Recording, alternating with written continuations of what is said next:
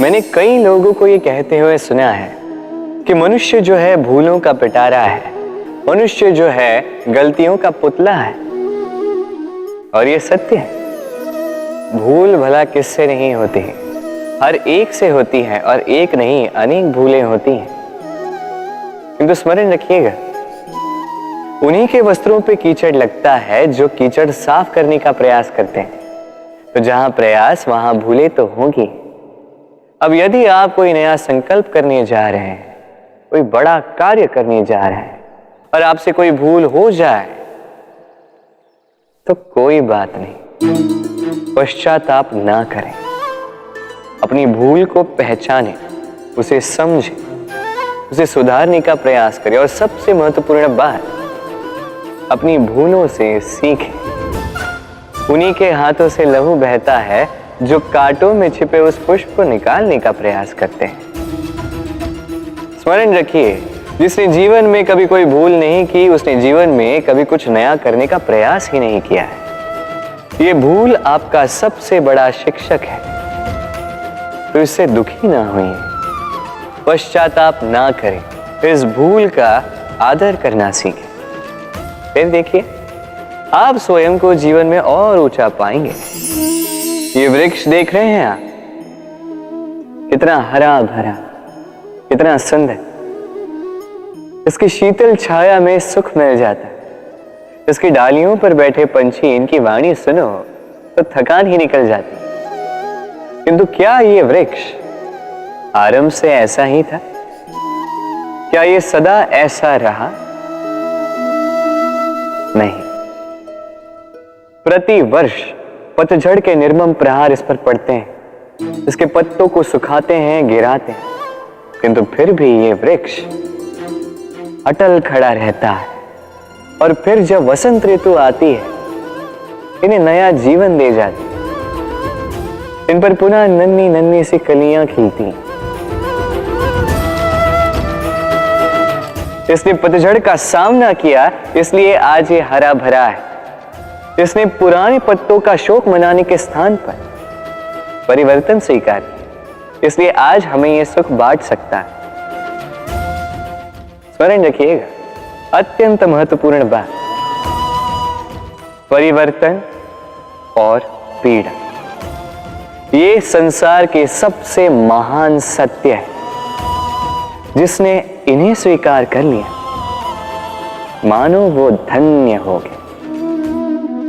हमारे आसपास ऐसे कई लोग होते हैं जिनमें प्रबल वाक चातुर्य होता है, जो अपने मीठे शब्दों से सबको बांध लेते हैं और इसीलिए वो आकर्षण का केंद्र भी बन जाते हैं। अब हमारे आसपास ऐसे भी कुछ लोग होते हैं जिनके शब्द हमें चुभते हैं, जिनकी दृष्टि से हम सदैव बचकर निकलना चाहते हैं, है ना?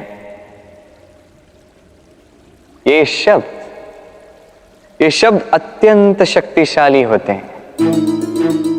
यदि ये शब्द नव प्राण फूंक सकते हैं, तो ये शब्द प्राण ले भी सकते हैं। जैसे एक शब्द मंत्र बनकर जीवन तार देता है, वही कोई दूसरा अपशब्द हमें दुख दे देता है, हमारे मन में क्रोध को जगाता है। क्यों? ये हमारे वचन अमूल्य है, ये हमारे शब्द ये ब्रह्म है। तो सोच समझकर मन के तुला में अच्छे से तोल कर इन शब्दों को मुख से निकालिएगा, क्योंकि इन्हीं शब्दों से आरंभ है और इन्हीं शब्दों पे अंत। मनुष्य में एक विशेषता है, और वो ये कि वो सदैव यही सोचता है कि सब में वही विशेष है। सदैव सर्वश्रेष्ठ कार्य करना चाहता है, सर्वश्रेष्ठ परिणाम पाना चाहता है, सदैव चाहता है कि हर स्थान पर उसे ही यश मिले। किंतु जब बात आती है प्रेम की, तो प्रेम एक ऐसा विशेष भाव है जो मनुष्य से कहीं अधिक है। प्रेम में जिस व्यक्ति से आप प्रेम करते हैं, उस व्यक्ति की प्रसन्नता आप सर्वश्रेष्ठ से भी श्रेष्ठ मानते हैं। उस व्यक्ति से यदि हार जाओ तो मुख पर कड़वाहट नहीं, होठों पर मुस्कुराहट आती है।